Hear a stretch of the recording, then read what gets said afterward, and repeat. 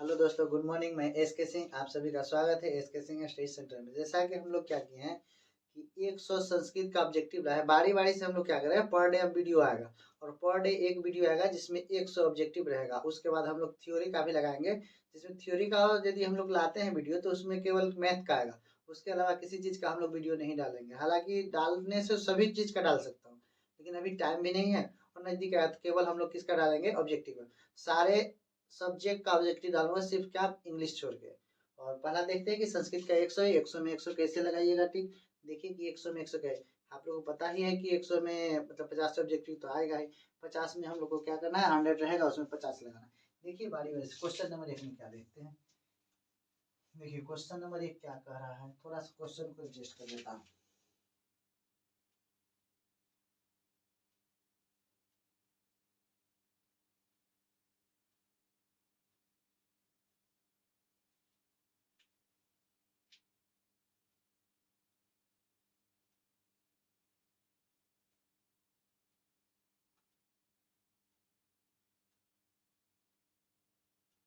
देखिए पहला क्वेश्चन क्या कहता है कि उपनिषद के रचनाकार कौन है। तो उपनिषद के रचनाकार कौन है, तो इसमें लगाइए कहाँ, उपनिषद के रचनाकार महर्षि वेद व्यास है। कौन है, महर्षि वेद व्यास। तो इसका ऑप्शन नंबर क्या होना चाहिए, सी होना चाहिए। ऑप्शन नंबर सी होना चाहिए। दूसरा नंबर देखिए क्वेश्चन में क्या करा है, मंगलम पाठ के रचनाकार कौन है। तो महात्मा विदुर, महर्षि वाल्मीकि, महर्षि वेद व्यास, कालिदास। तो ऑप्शन नंबर सी, महर्षि वेद व्यास। कौन होना चाहिए, महर्षि वेद व्यास। देखिए क्वेश्चन नंबर 3 में क्या हो रहा है।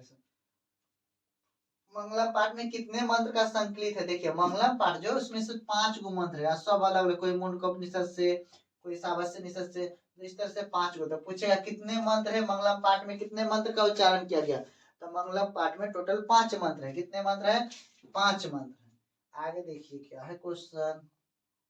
ये क्वेश्चन में क्या है, तो क्वेश्चन लिखता है क्या, अणु से छोटा कौन है। तो अणु से छोटा कौन है, आकाश के, आत्मा के, परमात्मा के, संसार।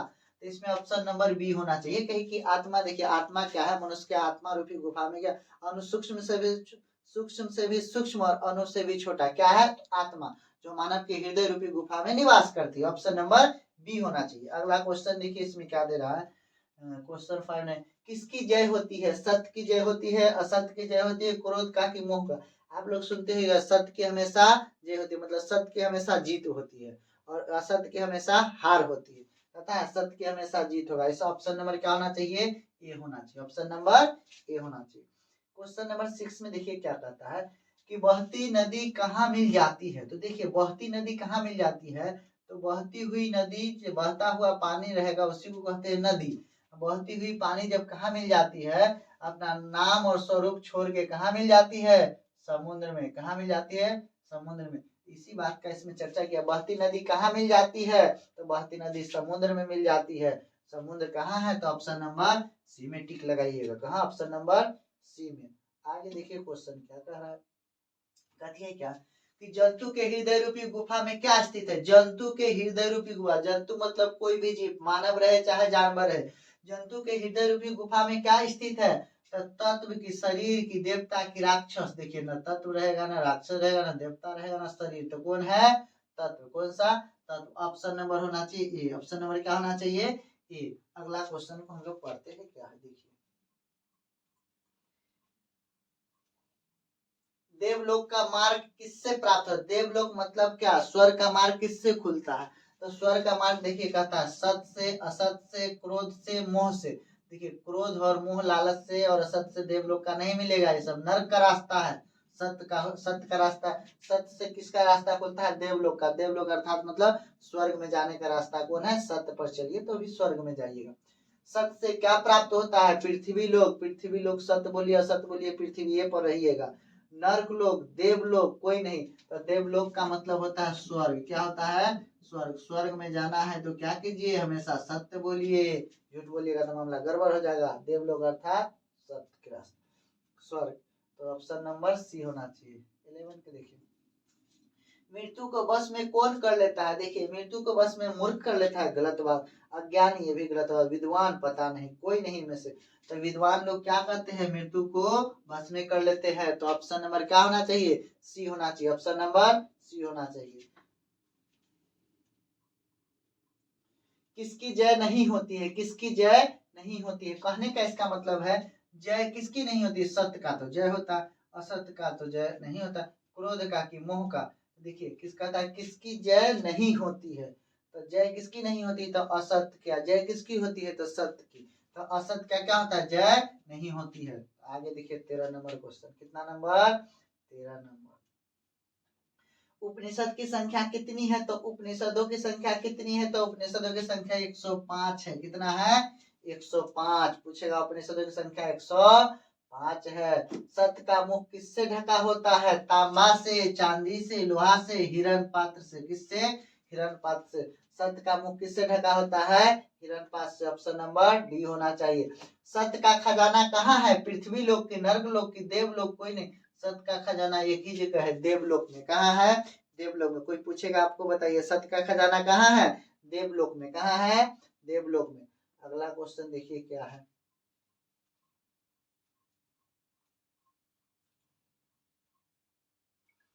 क्वेश्चन देखिए अगला, इधर थोड़ा आ गया है, इसको आगे कर लेता हूँ।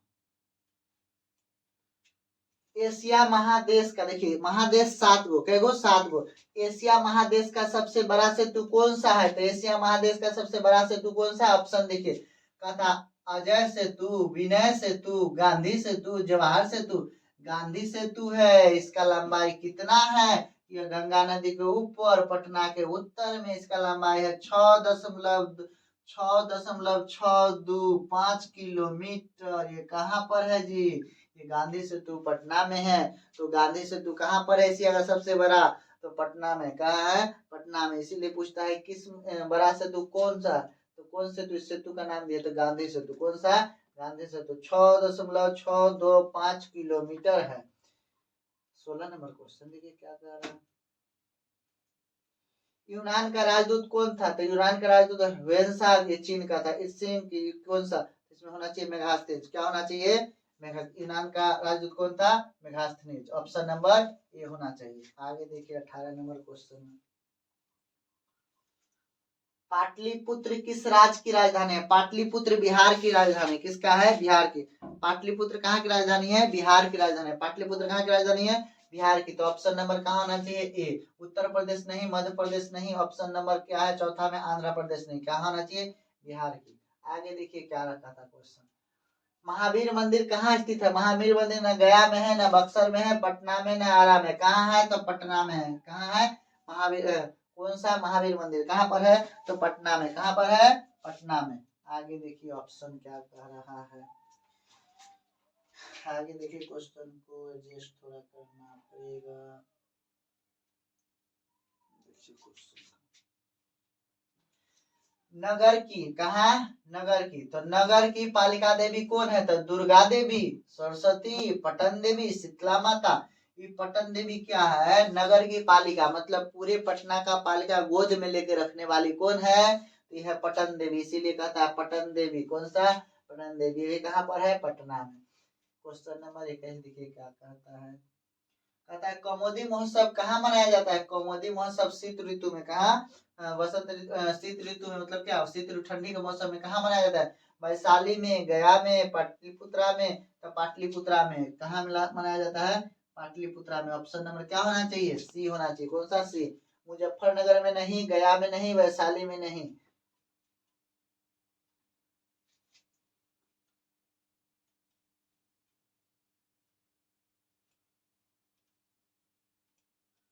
कहता है क्या कि किसके शासन काल में पाटलिपुत्रा की शोभा तथा रक्षा व्यवस्था अति उत्कृष्ट था, तो किसके शासन काल में, तो ये किसके पूछेगा, तो इसको लिखा चंद्रगुप्त मौर्य। किसके, चंद्रगुप्त मौर्य में पटना के शासन में बहुत उत्कृष्ट था, मतलब क्या, विस्तार भव्य बना था। क्या बना था, भव्य बन गया था। क्या बन गया था, भव्य बन गया था। आगे देखिए क्वेश्चन नंबर क्या है।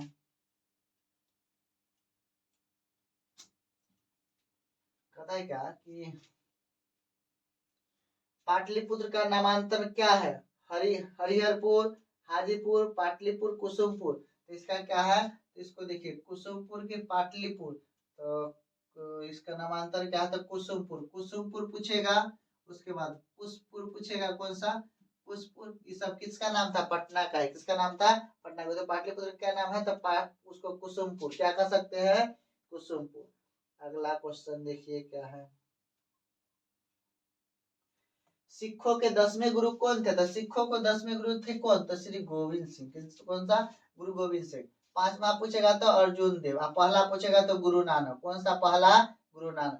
1 नंबर पूछेगा तो गुरु नानक, 10 नंबर पूछेगा तो अर्जुन, 5 नंबर पूछेगा। देखिए सिख के पूरे 10 गुरु थे। कितने गुरु थे?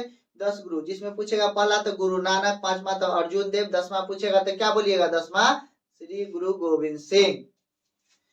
अगला देखिए क्वेश्चन नंबर 25। पाटलिपुत्र का बुद्ध काल में नाम क्या था? तो पटना, पाटल, पाटलग्राम, पाटलीग्राम, पुष्पुर। तो इसका नाम था पाटलीग्राम। क्या नाम था? पाटलीग्राम। पूछेगा पाटलिपुत्र का बुद्ध के शासन काल में, जब बुद्ध वहां पर राज कर रहे थे तो क्या नाम था? तो पाटलीग्राम। क्या नाम था? पाटलीग्राम। अगला क्वेश्चन देखिए।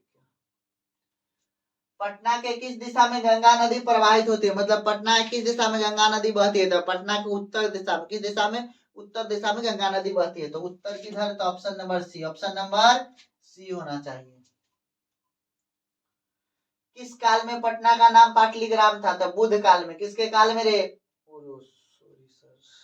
किस काल में पटना का नाम पाटलीग्राम था? तो किसके काल में? बुद्ध के काल में। बुद्ध के काल में पटना का नाम क्या था? पाटलीग्राम। क्या था? पाटलीग्राम। गोलघर कहाँ अवस्थित है? तो गोलघर कहाँ अवस्थित है? देखिए पटना में गोलघर अवस्थित है। थोड़ा सा इधर देखिए, संजय गांधी जैविक उद्यान। पूछेगा चिड़ियाघर कहाँ है? तो चिड़ियाघर पूछेगा तो कहाँ बोलिएगा? चिड़ियाघर भी कहाँ है? पटना में। गांधी मैदान पूछेगा कहाँ है? पटना में। गांधी सेतु पूछेगा कहाँ है? तो गांधी सेतु का जब चर्चा होगा ये बोलिए कहाँ है? पटना में। कहाँ है?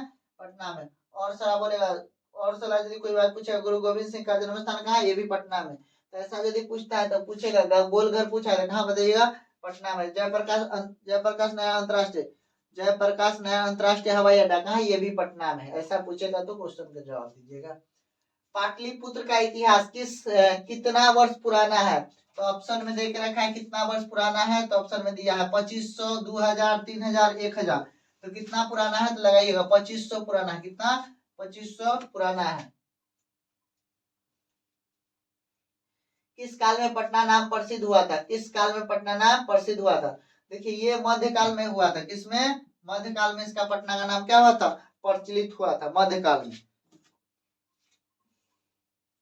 गांधी सेतु पुल कहाँ अवस्थित है? तो गांधी सेतु पुल कहाँ अवस्थित है? अभी बताए कि पटना में। कहाँ बताए थे? पटना में। जिसका नाम इस अभी क्या उस समय क्या था? पाटलिपुत्र। क्या नाम था? पाटलिपुत्र। यदि आपको पूछे गांधी सेतु की लंबाई कितना है? 6.625 किलोमीटर।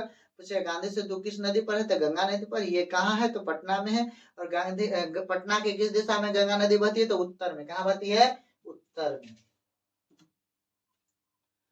देखिए पाटलिपुत्र में किस महापुरुष की जन्म स्थली है? तो पाटलिपुत्र में किस महापुरुष, महापुरुष का मतलब होता है क्या कि वो महान महान व्यक्ति है जिनका जन्म था। तो किसका कहिएगा? तो गुरु गोविंद सिंह। किनका? Guru Govind Singh. Option number C होना चाहिए। सी है, होना नहीं चाहिए, सी है ही। आगे देखिए क्वेश्चन।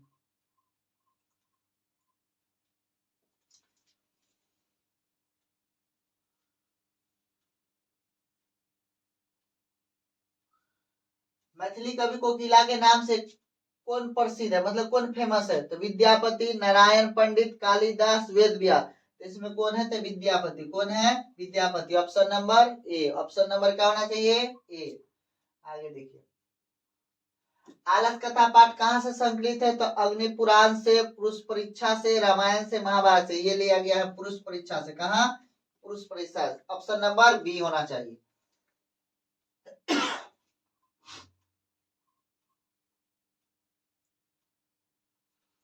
मिथिला का मंत्री कौन था? बुद्धवीर, कर्मवीर, धर्मवीर, वीरेश्वर। तो देखिए मिथिला का कवि था, मिथिला का मंत्री था वीरेश्वर। कौन था? वीरेश्वर। ऑप्शन नंबर डी होना चाहिए। मनुष्य को कौन नष्ट कर देता है? मनुष्य को कौन नष्ट कर देता है? देखिए मनुष्य को कौन नष्ट करता है? धन की, धर्म की, आलस की कोई नहीं था। आलस ऐसा चीज है, आलस कीजिएगा तो आपको भी नष्ट कर देगा। सोचिएगा क्या आज के बदले कल पढ़ेंगे, कल के बदले परसों, परसों बदले तरसों, कभी ना पढ़ पाइएगा, आप भी हो जाएगा नष्ट। कुछ दिन बाद आप भी कोई काम का नहीं रहिएगा। इसीलिए क्या है? पढ़ते रहिए। भीषण भूख लगने पर कौन कुछ नहीं कर सकता है? तो भीषण भूख लग मतलब बहुत ज्यादा भूख लगा है फिर भी आलस व्यक्ति क्या करते हैं, कोई काम नहीं करता, आराम से बैठे रहते, तो इसको लिख सकते हैं कौन सा? आलसी। कौन सा? आलसी। तो आलसी व्यक्ति कुछ नहीं करते भीषण भूख लगने पर भी।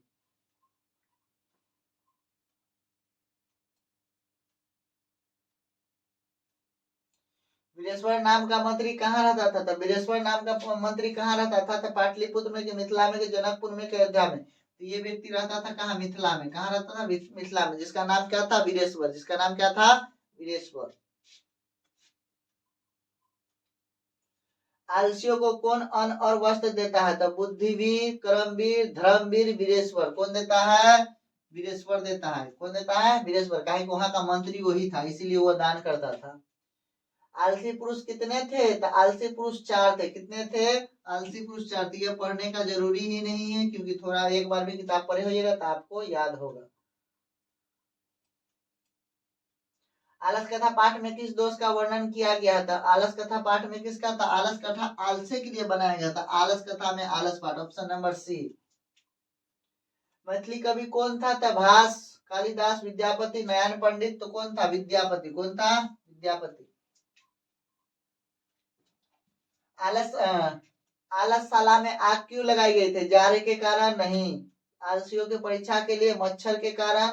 तो बिना किसी कारण नहीं। इसमें आलसियों को एग्जाम लिया गया था कि कौन आलस है, कौन धूर्त व्यक्ति है। क्योंकि क्या हुआ था, मिथिला के मंत्री क्या किए थे ना, कि कुछ लोगों को अपने गांव समाज से बुला के कहते जो जो आलस, उस व्यक्ति को कपड़ा दान करना है, भोजन कराना है, और उसको अपने यहाँ भोजन करा के कुटिया में रखना है। इसलिए वो उन्होंने बहुत सारे कुटिया बनाए। धीरे धीरे उस समाज का व्यक्ति, मिथिला का जितना भी व्यक्ति, सभी सोचा क्या, कि हम लोग को उसी कुटिया में जाके रहना है, हम लोग को अभी क्या करना है, नाटक करना है कि हम लोग क्या है, आलस है। इस कारण से बहुत सारे व्यक्ति आलसालय में चले गए थे, और मंत्री लोग डिसाइड नहीं कर पाते थे किसको रखे और किसको नहीं रखे। इसलिए उन्होंने ऐसा किया कि 12 बजे रात में क्या किया, आग लगा दिया, जिससे जो भी धूर्त व्यक्ति आए थे वो भाग गए, जो आलस व्यक्ति थे वो बच गए। तो टोटल पूरे विद्यापति में कितने, तो 4 आलस व्यक्ति बचे, बाकी सब क्या हो गए, धूर्त लोग भाग गए थे।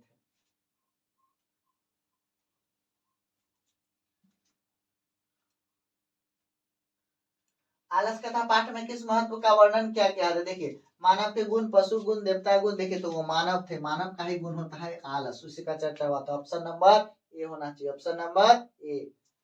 आगे देखिए क्वेश्चन में, कारुणी के बिना किसकी गति नहीं होती है? मतलब कारुणी मतलब करने वाला, मतलब क्या, किसी का मदद हेल्प करने वाला के बिना किसकी गति नहीं होती है? तो धूर्त का कहता है ऑप्शन, धूर्त की, कि पतितों की, कि वाचालों की, कि आलसियों का? आलसियों का। यदि कोई कर्म करने, अच्छा कर्म करने वाला व्यक्ति नहीं रहेगा तो आलसियों का क्या होगा, कोई भी काम नहीं होगा। उसीलिए कहता है क्या, कि कर्णियों के बिना आलसियों का क्या होगा, करुणियों के बिना किसी की गति नहीं होगी। तो आलसी लोग क्या होंगे, कोई गति नहीं कर पाएंगे, वो मर जाएंगे नहीं यदि कोई दान करे तो। आलसशाला में लगी आग को देखकर कौन भाग गए थे? आलसी लोग नहीं भागे थे, धूर्त लोग भाग गए थे। कौन भागे थे? धूर्त लोग भाग गए थे, अधिकारी लोग नहीं, वो लोग तो वही थे नौकर, धूर्त लोग भागे थे। कौन? धूर्त लोग। तो option number B. Option number B.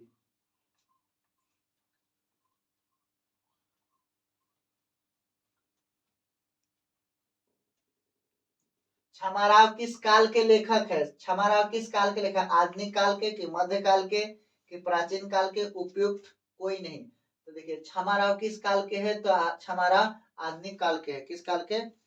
आधुनिक काल के हैं। ऑप्शन नंबर ए। पुरुष और नारियों के सहयोग से किसकी गाड़ी चलती है? तब पुरुष और नारी, देखिए किसी भी समाज को चलाने के लिए क्या चाहिए? तब पुरुष और नारी दोनों चाहिए, तभी गांव का क्या होगा, विकास होगा। मतलब अच्छे समाज का निर्माण करने के लिए पुरुष और नारी दोनों का सहयोग मिलता है। किसका? दोनों का सहयोग से। तो इसमें लगता है सहयोग से किसका? समाज का। किसका? समाज का। Option number D.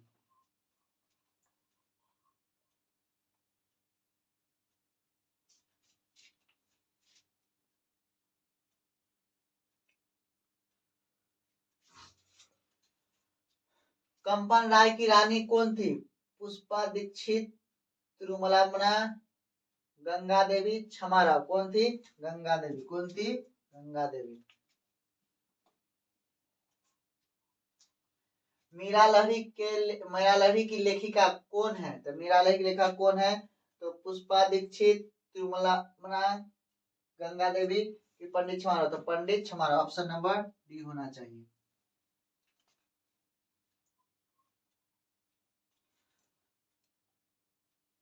संस्कृत साहित्य लेखिका पाठ में किसके महत्व का वर्णन किया गया? पुरुष का, दुर्जन का, सज्जन का, औरत का। इसमें औरत का वर्णन किया गया। किसका? औरत का। Option number D. इसमें किसका वर्णन किया गया है? औरत का। Option number D. आधुनिक संस्कृत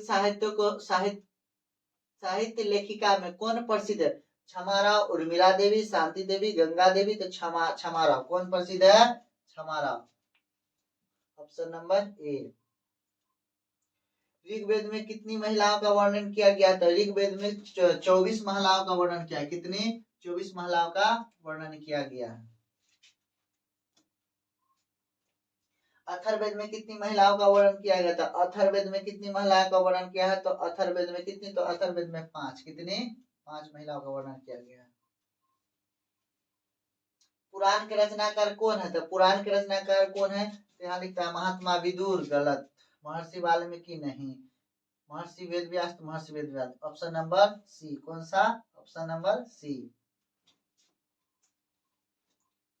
किसकी महिमा सर्वत्र गाई जाती है? तो महिमा देव की, भारत की, विश्व की, पाटलिपुत्रा की। भारत की महिमा सर्वत्र गाई जाती है। कहाँ?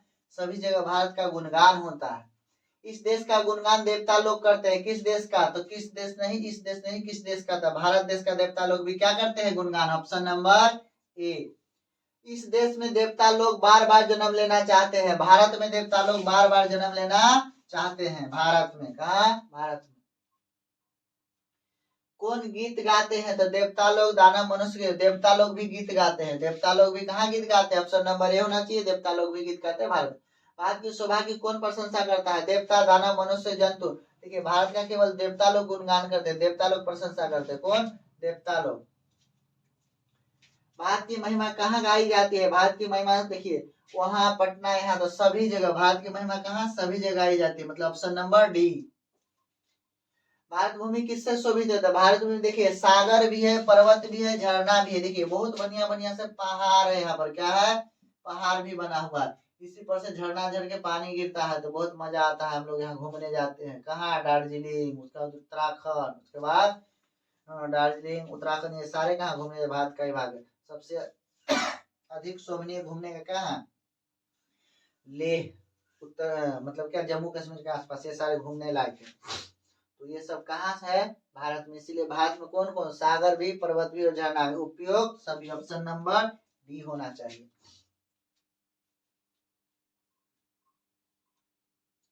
जगत का गौरव कौन है? पाकिस्तान, भारत, श्रीलंका, बांग्लादेश। इसमें होना चाहिए भारत। कौन सा होना चाहिए? भारत। Option number B. जगत का गौरव कैसा है? चौकोर है, गोल है, शोभनीय है, समतल है। शोभनीय है मतलब सुंदर है। क्या है? जगत का गौरव कैसा? ऑप्शन नंबर सी, शोभनीय है। जाति धर्म के भेद से युक्त लोग भारत में क्या वहन करते हुए रहते हैं? कलह, एकता, आने। ठीक है, सभी जाति के लोग यहाँ पर मिलकर रहते हैं। जाति का कोई भेदभाव नहीं किया जाता। कहाँ? भारत में। इसीलिए होना चाहिए क्या? एकता में रहते हैं। Option number B. Option number B.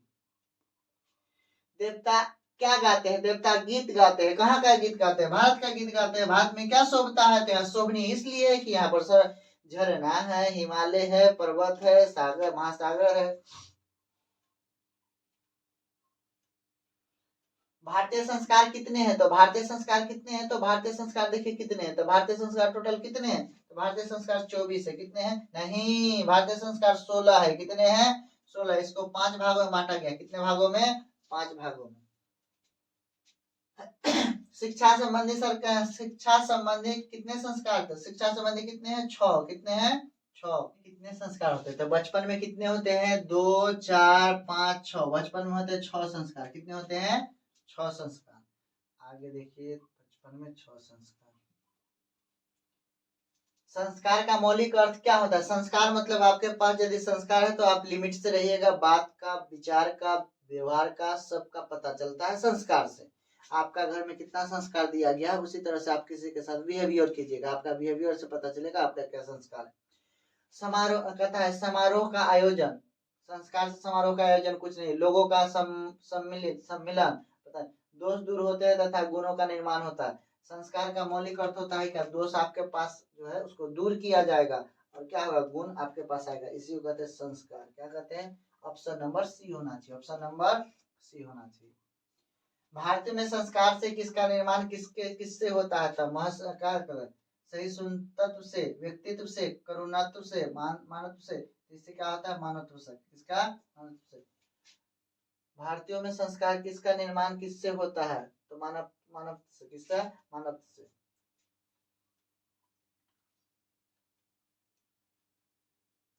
वेद की पढ़ाई शुरू करना किस संस्कार के अंतर्गत आता है, वेद के पढ़ाई शुरू करना किसके संस्कार के, तो वेद के पढ़ाई शुरू करना शिक्षा संस्कार के अंतर्गत आता है, किसके अंतर्गत, शिक्षा संस्कार के अंतर्गत आता है। संस्कारों को कितने भागों में बांटा गया, संस्कारों को टोटल 5 भागों में, कितने भागों में, 5 भागों में, टोटल 16 संस्कार है, 16 को कितना भाग में बांटा गया है, 5 में, 2 3 4 5, इस तरह से, समझे। आगे देखिए 74 नंबर ऑब्जेक्ट, मरने के बाद कितने संस्कार, एक संस्कार, जिसको कहते हैं अंत्येष्टि संस्कार। कौन सा, अंत्येष्टि संस्कार। किस संस्कार के द्वारा मनुष्य गृहस्थ जीवन में प्रवेश करता है, विवाह संस्कार के बाद मनुष्य कहाँ चल जाता है, गृह जीवन, मतलब क्या, गुरुकुल को त्याग करके गृहस्थ जीवन में कब जाते हैं, तो विवाह संस्कार के बाद। कौन सा, तो ऑप्शन नहीं विवाह संस्कार, तो ऑप्शन नंबर सी। कहा किस संस्कार के द्वारा मनुष्य गृहस्थ जीवन में तो चले जाते हैं, तो विवाह संस्कार के बाद। अंत्येष्टि संस्कार कब होता है, तो जन्म से पूर्व मरने के उपरांत, मतलब मरने के बाद क्या होता है, अंत्येष्टि। अंत्येष्टि में आपका क्रियाक्रम 13वीं किया जाता है, बात समझे। अक्षर आरंभ करना किस संस्कार के अंतर्गत आता है, जन्म पूर्व की गृहस्थ जीवन की विवाह, तो अक्षर आरंभ शिक्षा है, शिक्षा मतलब अक्षर का शुरुआत कब होता है, जब शिक्षा ग्रहण करने जाइएगा तब होता है। कहता सप्तपदी किस संस्कार के अंतर्गत, सप्तपदी कौन सा, सप्तपदी किस संस्कार के अंतर्गत आता है, तो सप्तपदी किस संस्कार के अंतर्गत आएगा, तो सप्तपदी आएगा, सप्तपदी मतलब 7 फेरा। कहा विवाह संस्कार के अंतर्गत आता है सप्तपदी। सप्तपदी का मतलब होता है 7 फेरा, अग्नि को साक्षी मान के 7 फेरा लेना है, सप्तपदी कहलाता है। 8 नंबर देखिए, गृहस्थ जीवन में प्रवेश करना किस संस्कार के अंतर्गत आता है, तो विवाह संस्कार के अंतर्गत आता है गृहस्थ जीवन में प्रवेश करना। सिंदूर दान किस संस्कार के अंदर, सिंदूर दान मतलब देखिए सिंदूर दान विवाह के समय किया जाता है, इसीलिए विवाह संस्कार के अंतर्गत आता है सिंदूर दान, विवाह संस्कार के अंतर्गत आता है सिंदूर दान। कौन सब सीमित रूप में व्यंग, व्यंग के रूप में व्यवहार होता है, विकारी अविकारी संस्कार की क्या, ठीक है। कौन सा सीमित, सीमित कब रहेगा, जब आपके पास संस्कार रहेगा तब आप लिमिट से रहेगा, कहता है ना आप कंट्रोल में रहो, नहीं तो तुमको होश में ला दूंगा। गर्भ धारण करना किस संस्कार के अंतर्गत आता है, जन्म से पूर्व गृहस्थ विवाह शिक्षा, ठीक है। गर्भ धारण करना जन्म से पूर्व, जन्म किसी बच्चे को होने से पहले गर्भ धारण किया जाता है, उसको कहते हैं हम लोग जन्म से पूर्व गर्भ धारण किया जाता है। जन्म से पहले कितने संस्कार होते हैं, तो जन्म से पहले पूछेगा तो कितने, जन्म से पहले पूछेगा तो 3 संस्कार, कितने संस्कार होते हैं, 3 संस्कार, जिसमें गर्भ धारण भी एक आता है। गृहस्थ के कहता है, गृहस्थ के कितने संस्कार होते हैं, तो गृहस्थ के कितने संस्कार होते हैं, गृहस्थ के 1 संस्कार होते हैं, कितने, 1 संस्कार होते हैं। नामकरण किस संस्कार के अंतर्गत आता है, तो शैशव मतलब बचपन, बचपन मतलब छठी, या छठी का मतलब क्या होता है आपको जीवन, बचपन मतलब क्या 6 दिन के बाद, जन्म से 6 दिन के बाद शैशव संस्कार होता है, जिसके अंदर क्या कहते हैं, नहीं शैशव, शैशव संस्कार के अंतर्गत नामकरण होता है, उसमें आपका नामकरण होगा। भारतीय संस्कृत का परिचय किससे मिलता है, तो भारतीय संस्कृत का परिचय संस्कृत से, ज्ञान से, संस्कार से। आपका संस्कार देख के ही बताइए कि भारतीय है कि विदेशी है, मतलब भारतीय संस्कृत संस्कारों से मिलता है भारतीय का परिचय। नीति श्लोक के रचनाकार कौन है, तो महात्मा विदुर, की महात्मा वाल्मीकि, महर्षि वेद व्यास, कालिदास, ये कौन सा, महात्मा विदुर पूछेगा, बताइए नीति श्लोक के रचनाकार कौन है, तो महात्मा विदुर। विदुर नीति से संकलित पाठ का नाम क्या है, तो नीति श्लोक, क्या नाम है, नीति श्लोक, भारत महिमा मंगला पाठ नहीं, इसका नाम है नीति श्लोक, क्या नाम है, ऑप्शन नंबर ए। किसके प्रश्न का उत्तर विदुर देते हैं, तो धृष्टराज के प्रश्न का उत्तर विदुर देते हैं, कि दुशासन का, कृष्ण का, अर्जुन का नहीं, तो धृष्टराज का प्रश्न का उत्तर विदुर देते हैं। नरक नहीं, ये पूछता है नर के कितने द्वार, नर के 3 द्वार, कितने द्वार है, 3 द्वार, लाभ क्रोध, पहला क्या है, पहला क्या है, नर कितने द्वार है, तो 3 द्वार है, पहला क्या है, तो एक क्या है, लोभ क्रोध और क्या है, पता नहीं बताते, देखिए 3। नर के कितने द्वार है? 3 द्वार है। क्षमा किसकी हत्या करती है? क्षमा किसकी हत्या करती है? तो धर्म की। क्षमा किसकी हत्या नहीं, क्षमा किसकी हत्या करती है? क्षमा धर्म की अर्थ की क्रोध, क्रोध का पूछेगा आपको किसकी हत्या करती है? क्षमा तो क्रोध, कितनों गुस्सा में क्षमा कर दीजिए, सब कहानी खत्म। क्रोध की क्या करती है? हत्या करती है। कौन सर्वश्रेष्ठ धन है? तो धर्म सबसे सर्वश्रेष्ठ धर्म है। क्या है? धर्म सबसे सर्वश्रेष्ठ, ऑप्शन नंबर ए। कौन ऐसा धन है जिससे संतुष्टि मिलती है? तो देखिए आपको विद्या से संतुष्टि मिलेगा। किससे? विद्या से संतुष्टि मिलती है। किससे? विद्या से। किससे विद्या की रक्षा होती है? देखिए विद्या की रक्षा मतलब आपको ज्ञान कब तक रहेगा? जब तक आप लोग अभ्यास कीजिएगा। इसीलिए विद्या से किसकी रक्षा होती है? मतलब क्या? अभ्यास से किसकी रक्षा होती है? तो विद्या की। धर्म की रक्षा किससे होती है? तो सत्य से, अभ्यास से, उपटन से, आचरण से। धर्म की रक्षा के लिए आपको क्या होना चाहिए? धर्म की रक्षा के लिए आचरण, क्या? सत्य होना चाहिए। क्या होना चाहिए? सत्य होना चाहिए।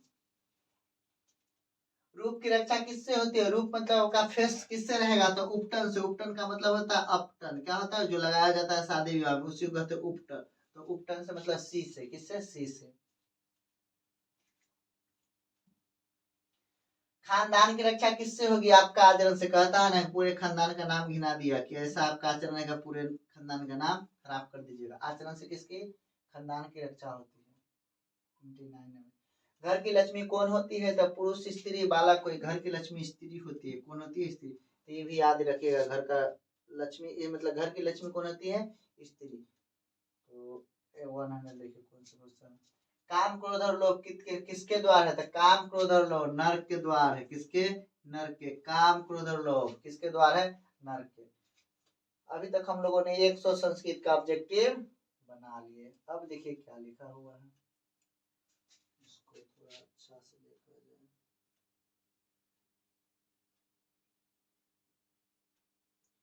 देखिए ये क्या कहता है? संस्कृत ऑब्जेक्टिव भाग 2 में मिलते हैं कल रात 1 बजे। जैसा कि अभी हम लोग वीडियो बना रहे हैं, तो अभी लगभग क्या 12:40 हो गए, मतलब 1 बजने को है। हम लोग जिसमें ये वीडियो बना रहे हैं 12:40, मतलब 1 बजने वाले है। कितना? 1 बजने। तो हालांकि फिर हम लोग जब वीडियो डालेंगे तो 1 के आसपास ही रहेगा। ये अभी जो डाल रहा है वीडियो, 1 बजे का आसपास वीडियो रिकॉर्ड खत्म हो रहा। ये वीडियो आपका 1 बजे के आसपास 2 बजे तक डल जाएगा। अर्थात क्या अगला वीडियो भी कल हम लोग लेके आएंगे 2 बजे के आसपास। तब तक के लिए जय हिंद, जय भारत।